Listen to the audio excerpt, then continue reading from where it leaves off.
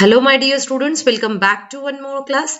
आज की इस क्लास में हम स्टडी करने वाले हैं इलेक्ट्रोकेमिस्ट्री चैप्टर के क्वेश्चन नंबर 3.7, 3.8 एंड 3.9। ये तीनों इन टेक्स्ट क्वेश्चंस हम सॉल्व करने वाले हैं। स्टूडेंट्स, ये सीरीज मैंने स्टार्ट की है ताकि आपको इन टेक्स्ट क्वेश्चंस, सभी इन टेक्स्ट क्वेश्चंस अच्छे से समझ में आए। और जैसे कि मैंने आपको पहले भी बताया था, एनसीईआरटी के in text question, back exercise question, solved question, ये सभी क्वेश्चंस हमारे कॉम्पिटिटिव एग्जाम्स के लिए और बोर्ड एग्जाम्स के लिए काफी यूजफुल है। तो चलिए स्टार्ट करते हैं। इसमें से सबसे पहले हम स्टार्ट करने वाले हैं क्वेश्चन 3.7। अब 3.7 में क्या कहा गया है बेटा, ध्यान से समझो। इस चीज को कहा गया है कि why does the conductivity of A solution decreases with dilution. तो क्वेश्चन में हमसे ये पूछा गया है कि कंडक्टिविटी जो होती है किसी भी सॉल्यूशन की, वो डिक्रीज क्यों होती है डाइल्यूशन के साथ में। तो देखो, अब हम यहाँ पर क्या लिखेंगे, हम ये लिखेंगे कि जो कंडक्टिविटी जो होती है ना, जो कंडक्टिविटी जो होती है ये एक्चुअली लिंक्ड होती है। हम कहेंगे कंडक्टिविटी किसके साथ लिंक्ड होती है। कंडक्टिविटी जो होती है वो लिंक्ड होती है नंबर ऑफ आयंस। हम कहेंगे number of ions present in. Conductivity किसके साथ में लिंक्ड होती है, number of ions present per unit volume. किसके साथ में, per unit volume. Per unit volume मतलब ये होता है कि अगर हमारे पास में इस यूनिट वॉल्यूम का कोई क्यूब रखा हुआ है तो इस क्यूब में कितने आयंस कंडक्टिविटी शो कर रहे हैं, उसी की, और कितने आयंस प्रेजेंट है उसी के ऊपर कंडक्टिविटी डिपेंड करेगी। ठीक है, अब हमने क्या कहा, हमने कहा है कि इसमें जो हुआ है डाइल्यूशन हुआ है। अब देखो, डाइल्यूशन मतलब क्या हुआ कि उसमें वॉल्यूम बढ़ा दिया। डाइल्यूशन मतलब क्या होगा, वॉल्यूम बढ़ा दिया। और अगर वॉल्यूम बढ़ गया तो हमारे आयंस पर यूनिट वॉल्यूम क्या हो जाएंगे, डिक्रीज हो जाएंगे। आयंस पर यूनिट वॉल्यूम क्या हो जाएंगे, डिक्रीज हो जाएंगे। और जब ये डिक्रीज होगा तो हम कहेंगे कंडक्टिविटी भी डिक्रीज होगी। कंडक्टिविटी का हम दूसरा नेम भी हमें पता होना चाहिए, जिसे हम कहते हैं स्पेसिफिक, हम क्या कहते हैं जिसको, स्पेसिफिक कंडक्टेंस भी कहते हैं। क्या कहते हैं, स्पेसिफिक कंडक्टेंस। तो हमारा क्वेश्चन क्या है, why does the conductivity of A solution decrease with dilution. हम सिंपली कहेंगे conductivity of A solution decreases with dilution because conductivity is linked with number of ions present per unit volume. On dilution volume increases. और dilution में क्या होता है, volume increase होता है। और अगर वॉल्यूम इंक्रीज हुआ तो वहां पर क्या होगा, अगर वॉल्यूम इंक्रीज हुआ है, यहां पर मैं लिख लेती हूं, ऑन डाइल्यूशन वॉल्यूम इंक्रीजेस। हमने क्या कहा, ऑन डाइल्यूशन क्या हो रहा है, ये वॉल्यूम इंक्रीज हो रहा है। और वॉल्यूम इंक्रीज होगा तो कंडक्टिविटी डेफिनेटली क्या होगी, डिक्रीज होगी। सो हम लिखेंगे यहां पर ऑन डाइल्यूशन वॉल्यूम इंक्रीजेस। क्या हो रहा है, volume increases and hence conductivity और specific conductance decreases. Specific conductance क्या हो रहा है, डिक्रीज हो रहा है। आई होप आपको क्लियर हो गया बेटा ये क्वेश्चन 3.7। अब हम देख लेते हैं क्वेश्चन 3.8। 3.8 में क्या कहा गया है, suggest a way to determine the equivalent conductance value of a water. ठीक है, अब हमारे पास में क्या है, देखो यहां पर हमसे पूछा गया determine the molar conductance of a water. किसका डिटरमाइन करने के लिए कहा है, वाटर का डिटरमाइन करने के लिए कहा है। ठीक है, अब जैसे वाटर हमें पता है, वाटर क्या होता है, एक वीक इलेक्ट्रोलाइट होता है। क्या होता है, वीक इलेक्ट्रोलाइट होता है। तो जब आप इसका जब हम इसका मोलार कंडक्टेंस निकालते हैं एट इन्फिनाइट डाइल्यूशन, है ना, अगर हम molar conductance at infinite dilution अगर हम निकाल लेते हैं तो हम कैसे निकाल सकते हैं, हम कहेंगे कि molar conductance at infinite dilution can be determined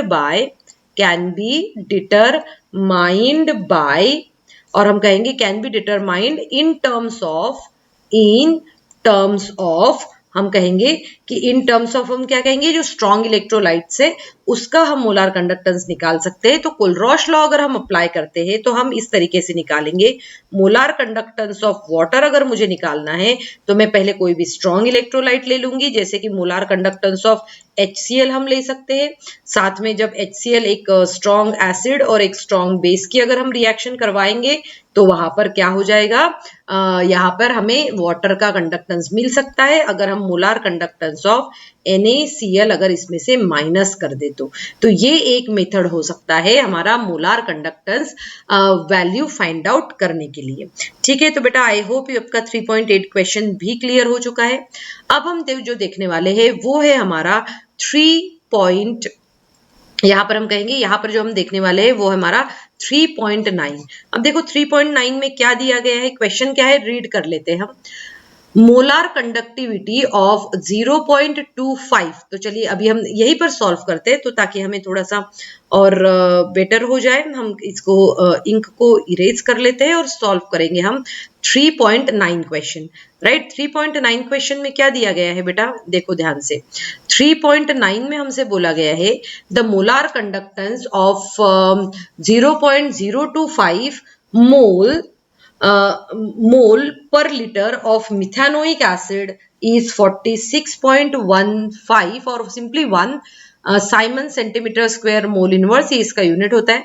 calculate its degree of dissociation and dissociation constant, और ये वैल्यूज जो है हमें दी गई है। तो हम सबसे पहले यहाँ पर क्या कैलकुलेट करते हैं, हम कैलकुलेट करते हैं यहाँ पर calculation of degree of dissociation. हम क्या कैलकुलेट कर रहे हैं, डिग्री ऑफ डिसोसिएशन। ठीक है, और डिग्री ऑफ डिसोसिएशन मतलब अल्फा, ये क्या हो गया है, मिथानोइक एसिड। ठीक है, मिथानोइक एसिड ये हमें क्वेश्चन में दिया है। Degree of dissociation that is alpha of methanoic acid हम कैलकुलेट करेंगे। अब हमारे पास में क्या होता है, फॉर्मूला क्या होता है इसका, डिग्री ऑफ डिसोसिएशन निकालने के लिए हमारा ये फॉर्मूला रहता है molar conductance at given concentration और molar conductance at standard concentration. तो देखो ये हम कैसे निकालते हैं, हम यहाँ पर निकाल कर बता देते हैं आपको। तो अगर मोलार कंडक्टेंस ऑफ HCOOH मतलब मिथानोइक एसिड का अगर मुझे निकालना है तो मैं सिंपली करूंगी molar conductance of HCOO negative plus molar conductance of H plus ion, दोनों यहाँ पर दिया गया है हमें। तो जब हम इन दोनों को प्लस करेंगे, ठीक है, अब हम क्या कर रहे हैं, इन दोनों को प्लस कर लेते हैं तो हमारा आंसर निकल आएगा, और आंसर जो आएगा वो होगा हमारे पास में 404.2 Simon centimetre square mole inverse. तो चलिए ये वैल्यूज यहाँ पुट कर लेते हैं। तो यहाँ पर देखो गिवन कंडीशन में हमें कौन सा दिया है, 46.1 अपॉन हमारा आया कितना है मोलार कंडक्टेंस 404.2। जब आप इन दोनों को सॉल्व कर लोगे बेटा, और ये एक रेशियो है, जब आप इसको सॉल्व कर लेते हैं तब हमारा आंसर आता है 0.1140। कितना आया, 0.1140। ठीक है, तो ये निकल गया हमारा डिग्री ऑफ डिसोसिएशन। ये हुआ हमारा डिग्री ऑफ डिसोसिएशन। सिमिलरली हम यहाँ पर कैलकुलेट कर सकते हैं, यहाँ पर सेकेंड थिंग जो हमें कैलकुलेट करने के लिए बोली है that one is calculation of dissociation constant. किसका कर रहे हैं हम, डिसोसिएशन कांस्टेंट है ना, दैट इज Ka। तो कैसे होगा ये HCOOH, ये डिसोसिएट कैसे होगा, ये डिसोसिएट होगा HCOO नेगेटिव प्लस यहाँ पर H प्लस आयंस आएंगे। अब देखो बेटा यहाँ पर इसको सॉल्व करते समय आपको ये पता होना चाहिए कि जब हम इनिशियल कंसंट्रेशन लेते हैं तो इनिशियल कंसंट्रेशन में हम इसको C कंसिडर करेंगे, यहाँ पर 0 रहेगा। ठीक है, फिर अगर हम देखते हैं कि इक्विलिब्रियम कंसंट्रेशन जब हम देखते हैं तो ये हो जाता है C1 माइनस अल्फा, और यहाँ पर आ जाता है C अल्फा, और ये होता है C अल्फा। ठीक है, ये जब हम इसका डेरिवेशन जब स्टडी करते हैं तब इसके बारे में हम प्रॉपर तरीके से स्टडी कर सकते हैं। ठीक है, अब मैं ये ऊपर वाला पोर्शन थोड़ा सा इरेज कर लेती हूँ ताकि आपको यहाँ पर मैं इसके आगे की नेक्स्ट स्टेप जो है मैं यहाँ पर आपको समझा सकूं। ठीक है, तो मैं अभी दूसरे स्लाइड पे नहीं जा रही हूँ और यहीं पर, ताकि हमारा क्वेश्चन यहीं पर है, इसलिए मैं अब इसको यहीं पर थोड़ा सा ऊपर जो है हम सॉल्व करके बताएंगे। आपने जिन्होंने भी नहीं नोट डाउन करके रखा होगा वो क्या करेंगे, इसको नोट डाउन करके रखेंगे और साथ में ही अगर आप नहीं कर पाए तो थोड़ा सा प्रीवियस का आप थोड़ा सा स्क्रीनशॉट ले लीजिए। ठीक है, तो ये हमारा ये बन गया। अब हम निकालते हैं के ए की वैल्यू, क्योंकि यही हमें निकालना है।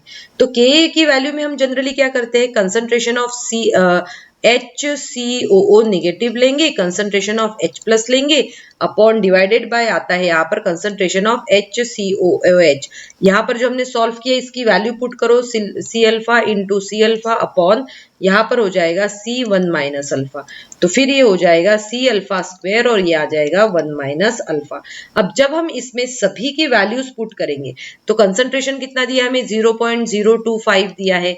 अल्फा की वैल्यू अभी हमने फाइंड आउट की थी, कितनी थी, 0.1140 और फिर इसका स्क्वायर आ जाएगा अपॉन 1 माइनस 0.1140। ठीक है, ये इसकी वैल्यू हो गई है। अब देखो जब आप इसको कंप्लीटली सॉल्व कर लोगे बेटा तो अप्रोक्सीमेटली इसका आंसर जो आता है वो आता है 3.67 इंटू 10⁻⁻⁴ मोल लीटर इनवर्स। तो ये हुआ आपका क्वेश्चन नंबर 3.9। ये थोड़ा सा हल्का सा, ये थोड़ा सा बड़ा है बेटा, आप इसको ध्यान से समझिए और ध्यान से सॉल्व कीजिए। आई होप ये जो सीरीज मैंने स्टार्ट की है इन टेक्स्ट क्वेश्चन की आप सभी को अच्छे से समझ में आ रही है। क्या आप चाहते हैं कि मैं टर्म 2 का भी पूरा जो चैप्टर वाइज सिलेबस अगर कंप्लीट करवाऊं तो आप प्लीज मुझे कमेंट सेक्शन में लिखिए। मैं डेफिनेटली एनसीईआरटी सीरीज के बाद में इस चैप्टर का वन शॉट भी बनाऊंगी, if you all will say it in the comment section. Thank you students and have a good day ahead.